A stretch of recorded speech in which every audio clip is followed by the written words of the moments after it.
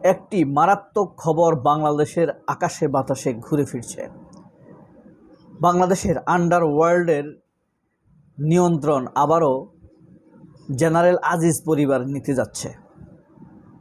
General আজিজের উর্দিকে, পোশাককে, তার পজিশনকে কাজে লাগিয়ে তার পরিবার যেভাবে উত্থান ঘটিয়েছে নিজেদের অর্থনৈতিক অবস্থার, তা আজিজের জন্য কলঙ্কজনক, আমাদের জন্য খুবই বিব্রতকর।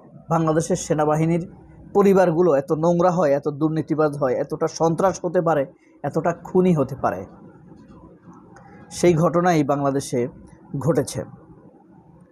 তবে এর মধ্যে দুটি ঘটনা আপনাদেরকে পড়ে শোনাই। আজকে একটি ইতিহাসের বিখ্যাত দিন, 1972 সালের 2রা মে। আজকে তো মের 2 তারিখ। 1972 সালের আজকের এই দিনে কলম্বিয়া, কোস্টারিকা এবং ভেনেজুয়েলা বাংলাদেশকে স্বাধীন রাষ্ট্র হিসেবে স্বীকৃতি দিয়েছিল এবং 1921 সালের আজকের এই দিনে সত্যজিৎ রায়, চলচ্চিত্রকার সত্যজিৎ রায় জন্মগ্রহণ করেছিল এবং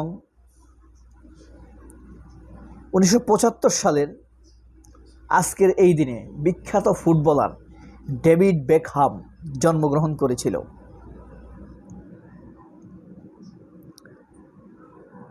1519 সালের এই দিনে মোনালিসা শিল্পের চিত্রের শিল্পী লিওনার্দো দা ভিঞ্চি মৃত্যুবরণ করেছিলেন এবং 2011 সালের আজকের এই দিনে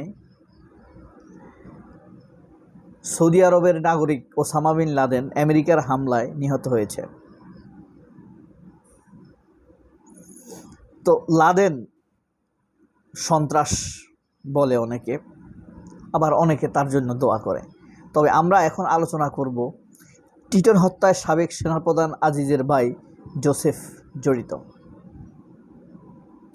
টিটন হত্যায় আজিজের ভাই জোসেফ জড়িত, অর্থাৎ বাংলাদেশের ইন্টারনাল খুন খারাপি, আইন শৃঙ্খলার অবনতির সুযোগ নিয়ে আন্ডারওয়ার্ল্ডের নিয়ন্ত্রণ নিতে চাইছে আজিজের ভাই জোসেফ। এখানে স্পষ্ট বলা হয়েছে টিটন হত্যায় সাবেক সেনাপ্রধান আজিজের ভাই জোসেফ জড়িত। একদম সোজা কথা। ওই যে নিউ মার্কেট বা ঢাকা ইউনিভার্সিটির ক্যাম্পাসে যেই সন্ত্রাসী বা মাত্র জামিন পাইছে, সে বছর 2 হয়েছে, সে 24 বছর জেল খেটেছে, সেও সন্ত্রাস ছিল। আচ্ছা, আপনাদেরকে পড়ে শুনি। রাজধানীতে শীর্ষ সন্ত্রাসী নাঈম আহমেদ টিটন হত্যাকাণ্ডে সাবেক সেনাপ্রধান আজিজ আহমেদের ভাই শীর্ষ সন্ত্রাসী জোসেফের সম্পৃক্ততা পেয়েছেন গোয়েন্দারা। জোসেফ পূর্ব শত্রুতার জেরে টিটনকে হত্যা করেছে বলে পুলিশের অনুমান বা ধারণা। 90 দশকে ঢাকায় 7 সিস্টার্স 5 স্টার গ্রুপ আন্ডারওয়ার্ল্ডের ত্রাস ছিল। 5 স্টার গ্রুপে অন্যতম ছিলেন টিটন। এই সময় 7 স্টার গ্রুপকে কোণঠাসা করতে মাঠ পর্যায়ে কাজ করেছিলেন তিনি। সেই 7 স্টার্স গ্রুপটি হলো আজিজের ভাই জোসেফের, ডেভিডের।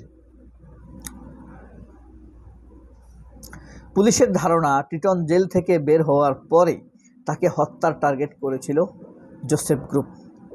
আগের খুনের প্রতিশোধ নিতেই টিটনকে হত্যা করা হয়। কিলিং মিশনে সম্পন্ন করতে জালকাঠি নাড়ানো হয় সুইডেন থেকে, কলকাঠি নাড়ানো হয় সুইডেন থেকে। জোসেফ সুইডেনে অবস্থান করছে, কিলিং মিশন সম্পন্ন করার টাকা এসেছে সেখান থেকে, বুঝতে পারছেন। এদিকে আন্ডারওয়ার্ল্ডের আরেক শীর্ষ সন্ত্রাসী পিচ্চি হেলাল দাবি করেন টিটন হত্যার সঙ্গে জড়িত তিনি টিটন হত্যার সাথে জড়িত নন। হত্যার সঙ্গে টিটনের ভগ্নিপতি সাবেক শীর্ষ সন্ত্রাসী ইমন জড়িত। তিনি বলেন, টিটনের সঙ্গে আমার কোনো বিরোধ নেই, একটি পক্ষ আমাকে জড়ানোর চেষ্টা করছে, যারা এই কাজ করেছে তারা আমার প্রতিপক্ষ। ডিবি জানিয়েছে এই ঘটনায় খুনিদের এখনও চিহ্নিত করা যায়নি। খুনিদের চিহ্নিত করার চেষ্টা চলছে।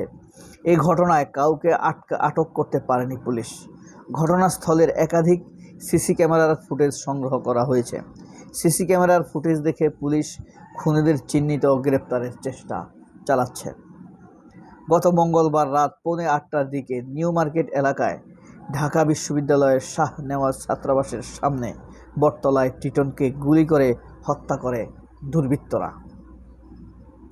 ঢাকা বিশ্ববিদ্যালয়ের শাহনেওয়াজ ছাত্রাবাসের সামনে, অর্থাৎ নিউ মার্কেটের কাছাকাছি কিন্তু এটা।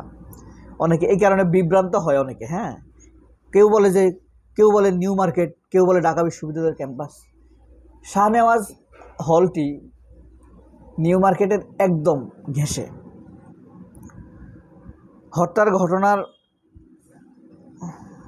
গত মঙ্গলবার রাত 8:45টার দিকে নিউ মার্কেট এলাকায় ঢাকা বিশ্ববিদ্যালয়ের শাহনেওয়াজ ছাত্রাবাসের সামনে বটতলায় টিটনকে গুলি করে হত্যা করে দুর্বৃত্তরা।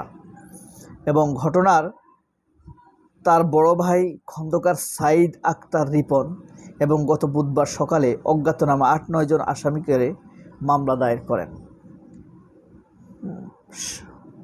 খন্দকার সাইদ আক্তার রিপন টিটন দুই ভাই মিলিয়ে ঝুলিয়ে নাম রেখেছে সম্ভবত তাদের বাপ মা, তাই না? এই বিষয়ে ঢাকা মহানগর গোয়েন্দা পুলিশের অতিরিক্ত কমিশনার শফিকুল ইসলাম গতকাল বৃহস্পতিবার রাতে আমার দেশকে জানান, নিউ মার্কেটের ঘটনায় এখনও কাউকে চিহ্নিত করা হয়নি। দেখেন, পুলিশ চিহ্নিত করতে পারবে না। বাংলাদেশের জাতীয় সংসদে নাহিদ ইসলাম যে ডাটা দিয়েছেন, বিএনপির হাতে খুন হয়েছে গত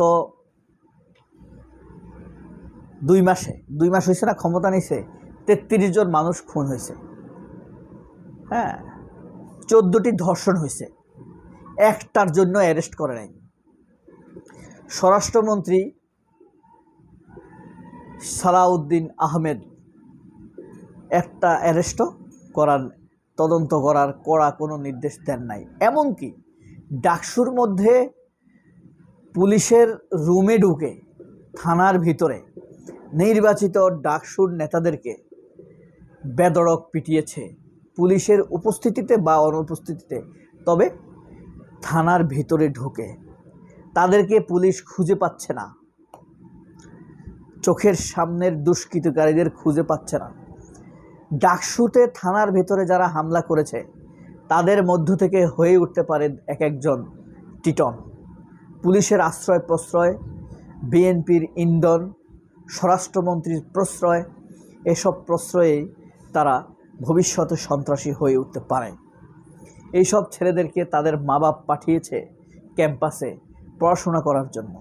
তারা সামান্য কিছু অর্থকড়ির জন্য, একটি সিটে থাকার জন্য তাদেরকে জিম্মি করে রাখে রাজনৈতিক নেতৃবৃন্দ। এই সিটের জন্য তাদেরকে একসময় সন্ত্রাসী বানায়। সেই পথে পা বাড়াবার প্রথম পদক্ষেপই হলো এই থানায় হামলা। সবাই অনেক ভালো থাকবেন। আল্লাহ হাফেজ। আসসালামু আলাইকুম।